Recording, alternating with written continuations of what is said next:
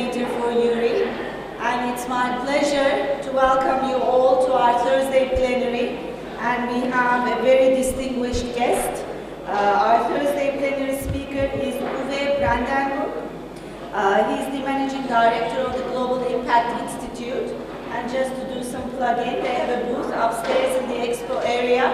So if you're interested in what he can do for you, you can find him tomorrow morning at the expo area in his booth as well. Well, EURIE Brandenburg holds a PhD from the University of Bristol in Globalization Studies. EURIE is currently the managing director of the Global Impact Institute in Prague. He is associate professor for regional cooperation and impact on higher education at EURIE in Tarragona, Spain. And prior to that, he was managing partner of the CHE Consult and CHE Consult Prague. And he was also director of international at the Humboldt University in Berlin for 8 years. EURIE has published widely on the topic of internationalization, and especially those in the Erasmus community will recognize his name because he was the head author and team leader for the Erasmus Impact Study in 2014 and the follow-up Erasmus Impact Study Regional Analysis in 2016 and the European Voluntary Service Impact Study in 2017. His research interests are internationalization for society, the influence of technological developments on internationalization, and the assessment of impact. Today his talk is on internationalization 3.0, tech, society, and impact. The floor is yours, EURIE. Thank you very much. So, I take you on a small trip. We go 30 years from now. You know, normally I would have expected to be on retirement, but due to the pension changes in the world, I'm still working. So, the year of 2050 and how Internationalization 3.2 will have to react to it. So I will take you through some of the developments that are not fantasies, but they are all evidence-based. That's one of my things. I don't like people to say, I believe that something happens. I think it's much better to say, we know that certain things might happen and have it based on evidence. So the first thing is, in 30 years, accountability and impact are absolutely core values. Right now, who of you can tell me how many partnerships your institution has? Roughly, number of partnerships. Number of staff members in the international office. How many of you know roughly the number of incoming students? Outgoing students? How many of you know the percentage of your outgoing students who improve their personality skills while being abroad? Know, not believe. Exactly. Because we do not measure impact so far. One of the things we did in the impact study, for example. So we assume, that's totally fine for today, that's not fine in 30 years. When we push ourselves to 2050, it is a standard. Everybody of you will know the numbers and will know what impact you have, and you will be judged by it. And that means Internationalization 3.2 will react to that by accounting for any costs of activities, including environmental. Do you know your CO2 footprint for all the students you sent abroad? You want to have a number? All the students currently going abroad globally accumulate the same CO2 footprint as the entire economy of Croatia. That's not irrelevant. You will assess every activity with regard to impact. There's no longer this saying that I heard a couple of years ago on a conference when somebody started to talk about numbers and said, you know, we all know that sending students abroad has a huge positive impact on them. I said, how exactly do you know that? How do you measure that? We did the impact study. In the impact study we could show that 52% of the students improve, 48% decrease. We can show that there is an effect for people in a certain amount, but also there are negative effects. There are people who come back and they are less tolerant, they are less open, because you send them out without proper preparation, without proper support. And funny enough, if you would be Baywatch, you know, on a swimming pool, and somebody comes and says, "Hey, can I swim there?" And you don't ask him whether they can swim already, and they jump in and you say, "Man, tough luck, you should have learned swimming first." That's no longer accountable for in 2050. As I said, we did the impact study a couple of years ago, and there was a redone last year, and there was measurable effect. On the left side, for example, in certain areas in Europe, Southern Europe and Eastern Europe, a huge difference in employment or unemployment percentages between mobile and non-mobile students, or a huge amount of people who really become entrepreneurs when they engage in an internship abroad. So there are things that you can measure in terms of impact already. In 2050, everybody will do it. The next thing, I will be the standard in 2050. I will be an older, even older than now, an old man still, you know, struggling onwards, of course with a little more hip problems here and there. But basically, I will be the standard because 16% of the population by 2050 will be old, 60 and older. That's 2.1 billion. And in general, the age tree will have moved upwards, and we have a lot less young people. What I don't talk about today, but what you all will face later, is it means a total change in leadership in the workforce. The next generation expects the companies to do something for them, not them doing something for the company, because they are the rare commodity, not the jobs. And to an aging population, internationalization will react in a way that we will have a two-cycle life, consisting of a first learning period, which is still around 2025, followed by a first work life, and then what we nowadays call the midlife crisis, which usually means buying a Porsche or something. That will be changing your life into a new era of learning. You will learn something else. You will be just fed up. You know, who wants to do a job more than 30 years? Nobody. The work life speeds up. So what you will have is people changing entirely and a new life cycle of learning. But don't think for a second that people who are mature students you can just put into the normal classes. They don't want to sit next to a 17-year-old, and a 17-year-old doesn't want to sit next to a 50-year-old. They have totally different learning expectations. They will also have different mobility ideas. And I come to how that is affected by tech later. But that will be the standard. Your university will be flooded with two different types of people. And that means study abroad in the second cycle will be a lot more virtual. For the simple reason that these people have responsibilities, and honestly, it's like me. I like to travel less. You know, I was on conferences and traveling when I was 30. I was practically always on the road. Nowadays, I really enjoy a walk with my dog in the park. You know, my colleague Phil at my booth said, "Mate, you're getting old." And I said, "Probably, and I have a right to." So there will be a difference. Also, working abroad virtually will be a standard. The next thing is, by that time, the temperatures will have risen by at least 2 degrees. We don't know whether they still have polar bears. You know that they, right now die because they drown, because they cannot reach the next ice shelf because it's just gone. The polar bears have a problem, but it also means that all this climate change, which we face right now, will have a huge impact, and internationalization has to react to it. And it will. It will react in the way that CO2 compensation is compulsory. Who of you paid CO2 compensation for your flight to Istanbul? Congratulations, I even didn't. Usually I do. I forgot this time. Most of us still don't. This is a small conference with a smaller CO2 footprint. Take NAFSA, 11,000 people.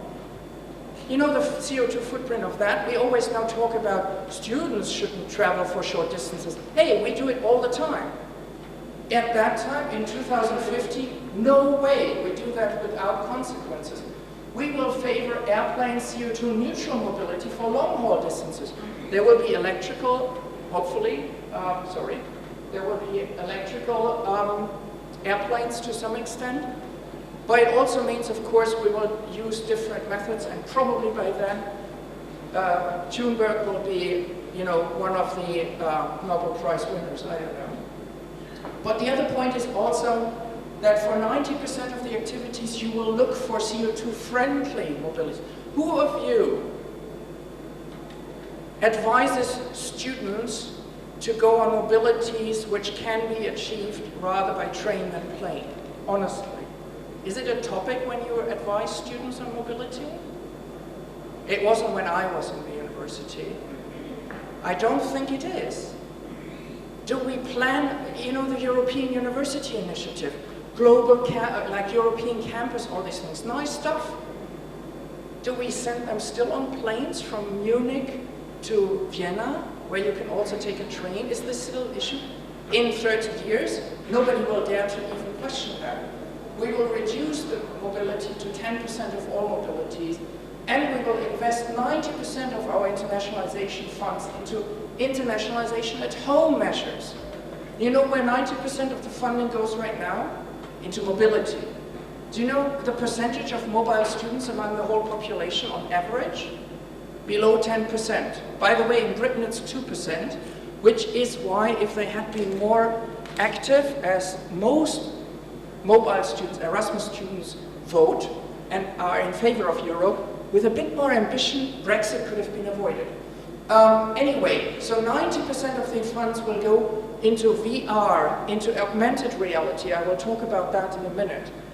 Nowadays, internationalization at home is a small animal living next to a huge elephant, which unfortunately is not an elephant, it's a Trojan horse, because it's a huge horse and a few soldiers inside which travel.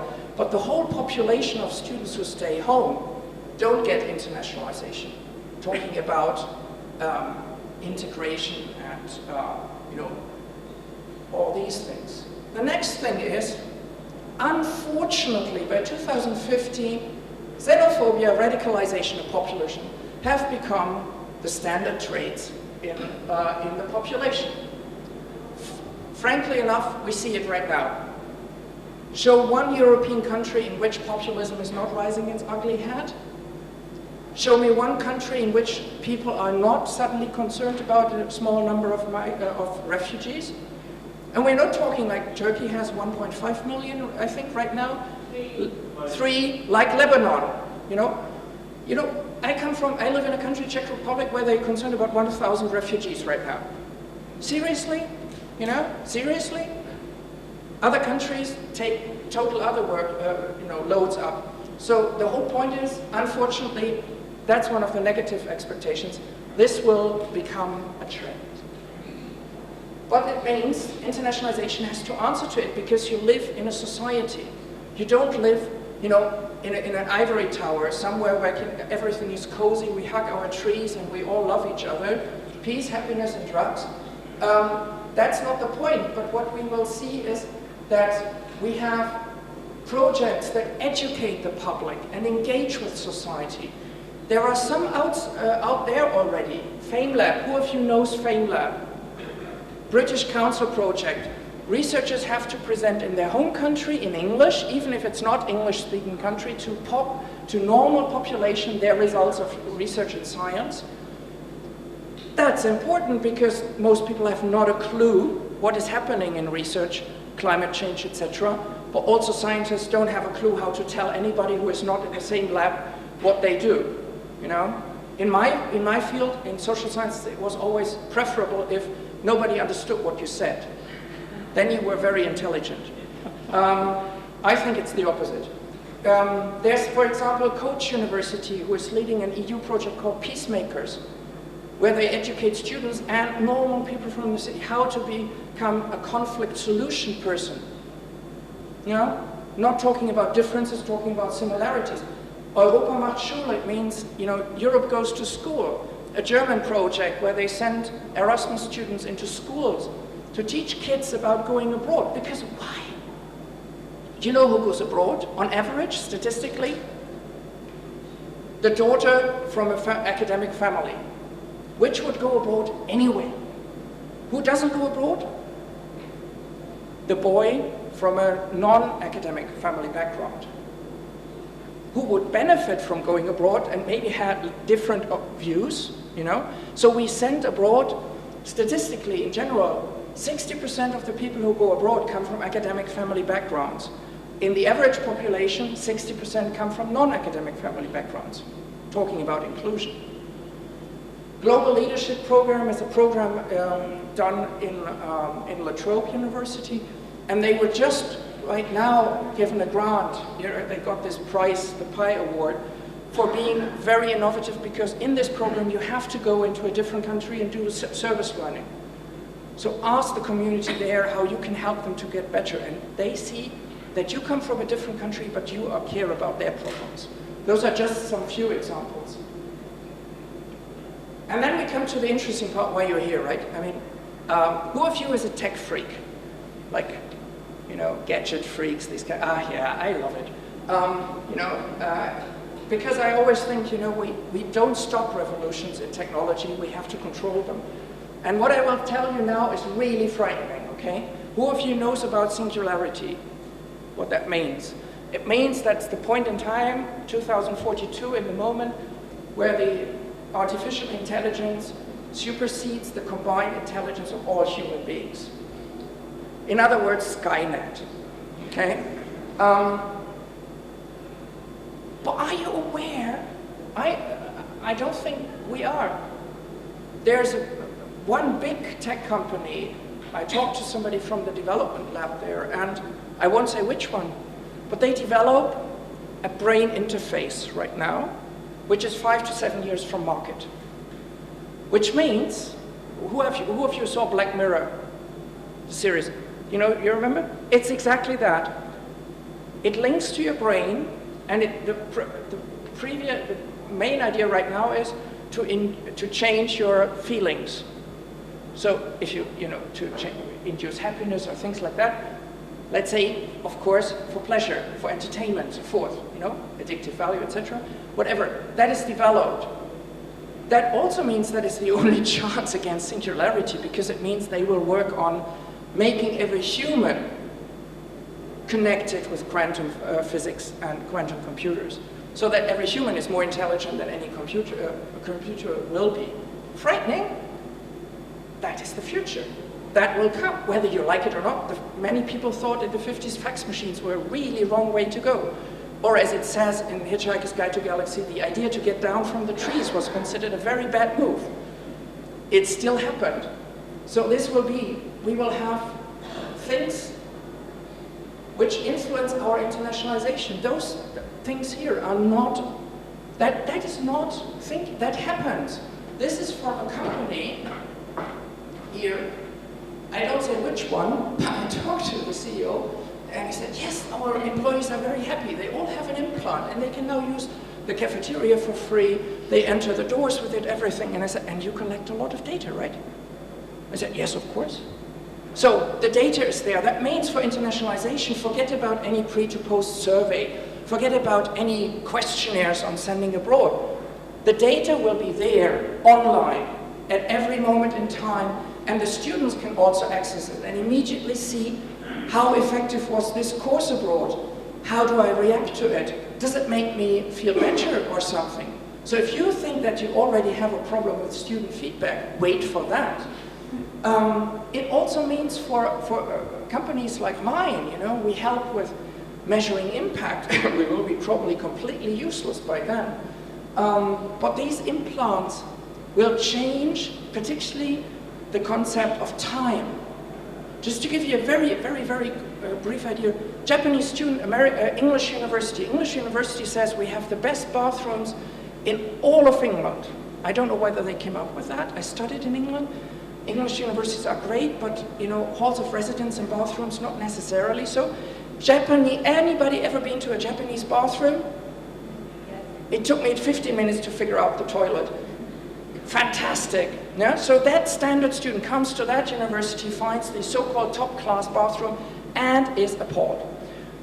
10 years ago, nothing would have happened, would have gone home 5 years later, forgot about it. Now he tweeted in a minute, sent an email, put up a YouTube video and Instagram photos within an hour.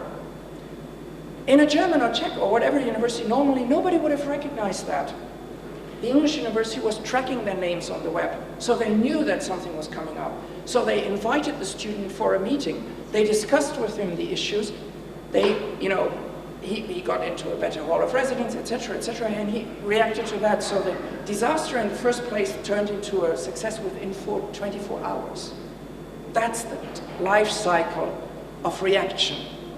At my times, when I studied in Britain, or also in Germany, if I had any problem, you could have just waited till I've gone home 4 years later and completely forgot about it. No longer, and this is instantaneous. And that will come, folks. Next thing, I think for that I need to go to the computer. Just 3 short videos of what also is there. There is augmented reality. This is not fantasy. This already happens.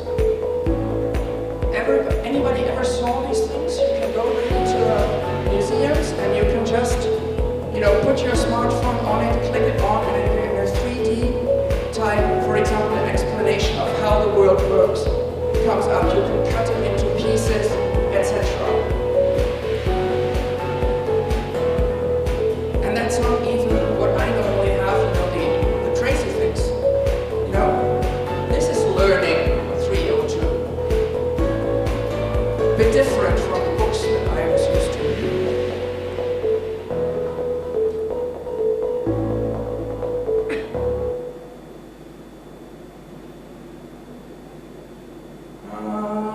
And I have to get out of it.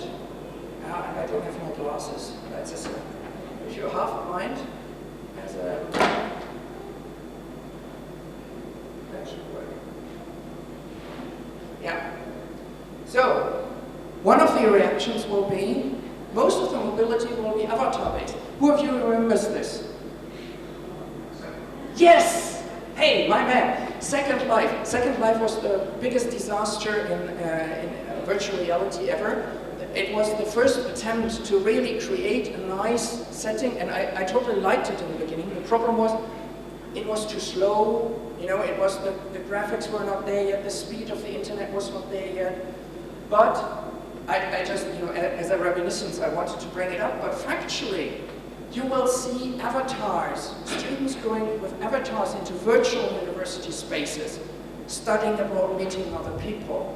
And when we talk avatars, we're talking avatars where you feel like that is really a real thing. I don't know, if you look into some of the newer computer games, that is, when you design an avatar, that is no longer this idea of something really rough.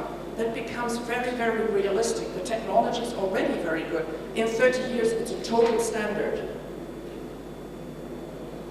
There's another one which I want to show you, which I love. It's a video done by the Czech National Agency. Udělali jsme malý experiment. Propojili jsme 1000 kilometrů vzdálené školy telemostu. Very weird. This is something they tried. A very simplistic way of connecting two universities. Studenti zkouší, jestli nejde o nějaký podvod. Pak konečně někdo z nich pochopí, jak se dorozumět. By the way, you also get some Czech. Čtvrtý den už studenti spolupracují, připravují referáty a popisují úkoly. Zanedlouho potom hru pochopí i učitelé. Naše brána začala... This is the most important thing. It's not about the students, it's the two cleaning ladies who have a chance to interact internationally. The ones who are not included in any of these typical elite mobility programs. And then there's, of course, the most important aspect, emotions.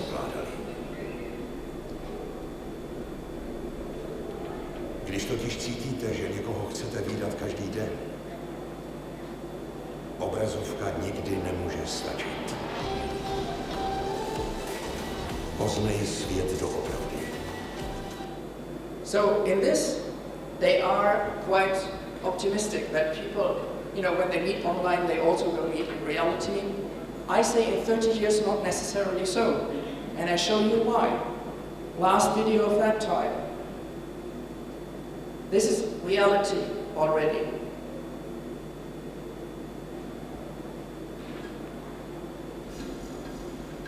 This is amazing. I can see you, I can hear you, and I'm currently in the silence. Tonight we're running the world's first holographic event at the university. Thank you so much. It's incredible that I'm here as a hologram. We're running an event called Women in Tech. What is lost here is when you were in that room, it appeared as if the person was really in the room, 3D. And we're going to have speakers. It was a holographic representation. Looked a little bit pale because you could look a bit through, but they were there. Then you should be. The people appearing as holograms will be able to see the audience, take questions from the audience, interact with them as if they were really there. Knowing that the venture capital space can be like a boys' club. See, Give they us some sit tips on together. how to successfully secure. What that means is, can you imagine the internationalization aspect? That is pure internationalization. That is internationalization at home, which is CO2. Nah, not really neutral because the electricity has to be produced, etc. But it's closer to it. It gives an international experience to people who are far away and who could probably, for many reasons, never go abroad. And it becomes real. And that is one of the things that I just want to place here. You know, the thing, when we talk nowadays about blended learning, you know, or any kind of, you know, digital learning, it's very crude.